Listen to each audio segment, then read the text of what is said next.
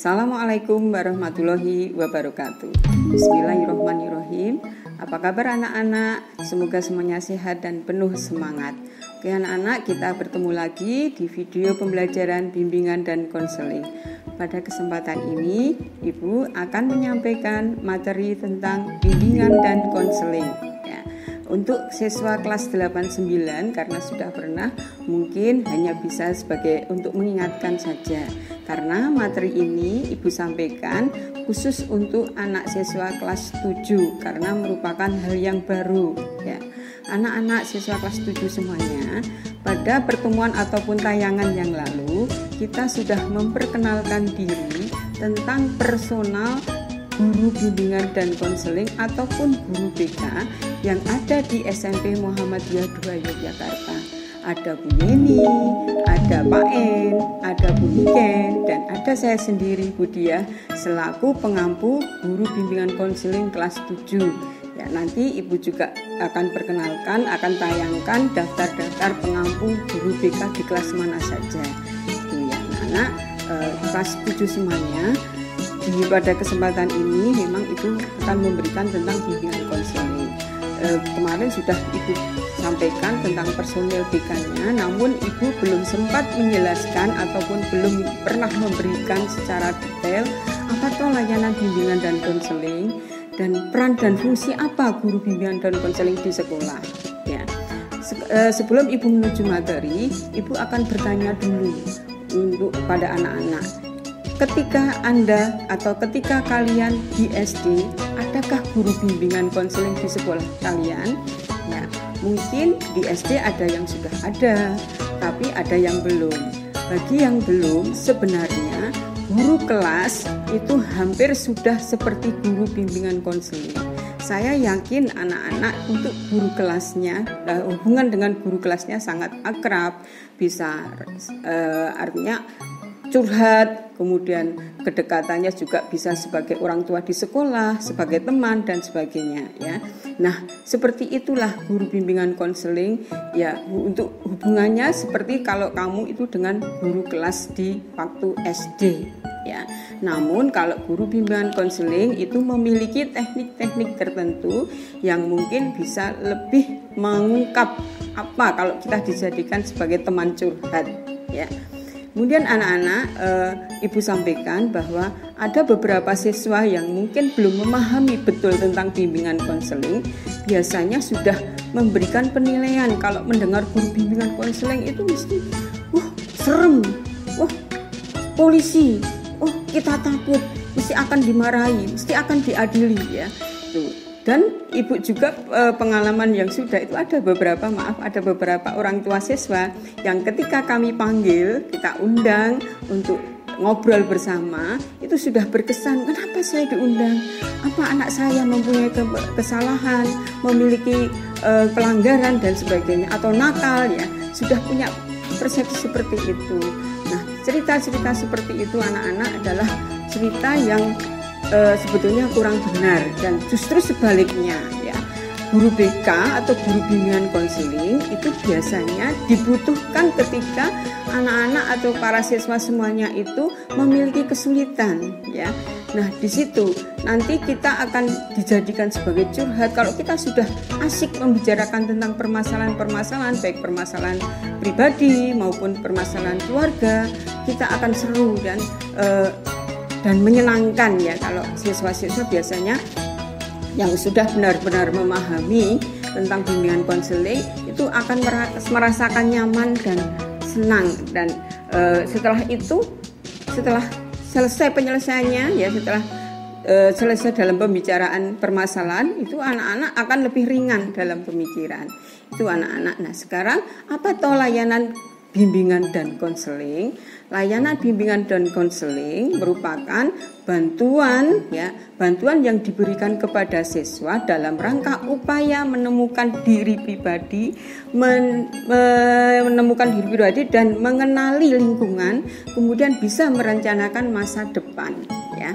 Itu layanan bimbingan konseling. Jadi kita itu betul-betul melayani siswa untuk bisa memahami diri sendiri ya, kemudian mengenali lingkungan yang kaitannya dengan merencanakan untuk masa depan, yaitu yang namanya layanan bimbingan dan konseling. Nanti akan Ibu tayangkan di dalam PowerPoint ya, yang mungkin lebih jelasnya nanti akan Ibu sampaikan. Nah, ini adalah pengenalan bimbingan dan konseling ya. Terus ini adalah gambaran ya, yang seperti tadi, yang mungkin siswa belum memahami betul tentang layanan bimbingan konseling. Ini tidak akan terjadi dilakukan guru bimbingan konseling. Di dalam ruang bimbingan konseling anak dimarahi, kemudian anak diadili, kemudian anak itu ya gambarannya itu ditunjuk-tunjuk begitu, itu tidak mungkin terjadi. Jadi kita akan melayani sepenuhnya seperti kaitannya hubungannya dengan seperti kalian di SD dulu ya, seperti dengan guru kelasnya akan menyenangkan. Nah, itu pun dimiliki oleh guru bimbingan konseling ya. Nah, ini apa sih bimbingan konseling itu atau apa sih BK itu? Di sini sudah Ibu tayangkan bahwa layanan bimbingan konseling itu merupakan bantuan yang diberikan kepada siswa dalam rangka upaya menemukan pribadi, mengenal lingkungan dan merencanakan masa depan seperti yang sudah Ibu sampaikan tadi. Terus fungsinya apa? Ya, memahami, pemahaman, mencegah supaya tidak terjadi kesulitan ya. Kemudian mengentaskan, artinya mengentaskan, menyelesaikan masalah sampai tuntas ya. Kemudian pemeliharaan dan pengembangan, dan ini prinsip-prinsipnya. Satu ya, melayani semua individu tanpa memandang, itu yang prinsip utamanya. Jadi kita melayani itu untuk semua siswa, tidak memandang itu laki-laki, perempuan, cantik, jelek ya, dan status ekonomi, itu tidak. Jadi semua siswa mempunyai hak untuk dilayani oleh guru bimbingan dan konseling ya. Kemudian berikutnya yaitu tentang prinsip ya, masih kita lanjutkan untuk prinsip di sini ya, yang penting nanti di dalam menyelesaikan masalah itu bukan dari guru bimbingan konseling, namun juga dikembalikan kepada siswanya untuk menentukan pilihan, untuk menyelesaikan kesulitan-kesulitan, itu dikembalikan kepada siswanya ya. Jadi kita selaku guru bimbingan konseling itu sifatnya hanya membantu ya, membantu sehingga kesulitan-kesulitan itu bisa dipahami dan diselesaikan sendiri ya. Itu. Kemudian asas-asas guru bimbingan konseling itu jelas, yang pertama kerahasiaan, menjaga kerahasiaan, tidak akan membeberkan kepada pihak yang lain. Itu sudah kesepakatan ya antara guru bimbingan konseling dan siswa. Sukarela, jadi tidak ada paksaan, keterbukaan ya, semua keterbukaan. Proses penyelesaian itu ada proses konseling. Proses konseling itu komunikasi dua arah antara guru dengan siswa ya. Dalam proses konseling itu harus satu, ada kejujuran dan keterbukaan. Kalau siswanya hanya diam, ya tidak akan terselesaikan. Kalau siswanya berawal dari kebohongan, ya nanti akhirnya akan kebohongan ya yang terjadi hasilnya. Kekinian, kemudian kemandirian, ini mandiri ya, yang penting itu mandiri. Jadi anak-anak nanti akan lebih mandiri dalam menyelesaikan masalah ya. Ini ada beberapa, ada 12 ya, ada 12 yang Ibu sampaikan. Itu yang utama adalah kerahasiaan, kemudian kemandirian, kesukarelaan dan keterbukaan. Begitu ya anak-anak.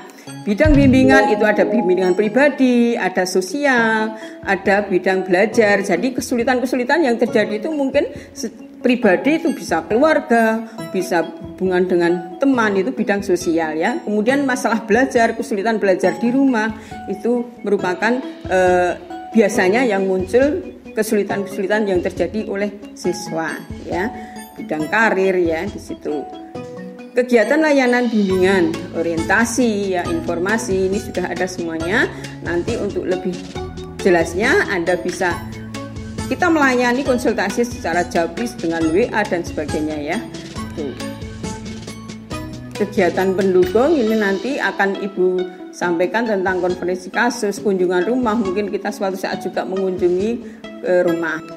Nah seperti itu anak-anak, kiranya sudah lebih jelas ya. Untuk sebagai penutup, Ibu akan sampaikan apa tahu perbedaannya antara dokter, psikolog, dan guru bimbingan dan konseling ya.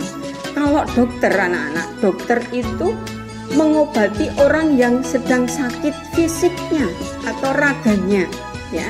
Sedangkan kalau psikolog itu mengobati orang yang sakit jiwanya, depresi, kecewa, stres, itu tugas psikolog.